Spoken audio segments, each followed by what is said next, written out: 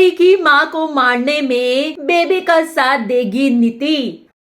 Subscribe करें India forums Hindi को और घंटी के निशान को दबाएं ताज़ा खबरों के लिए।